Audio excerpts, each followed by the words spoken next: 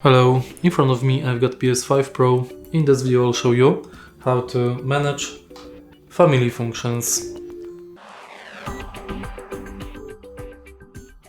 In the beginning, let's go to settings and now go to users and accounts. Now go to family and from this menu you can add family member or create family account. Let's go back and go to family and parental controls. Here you can manage console restriction and family management. In console restrictions, you can change user creation and guest login mode.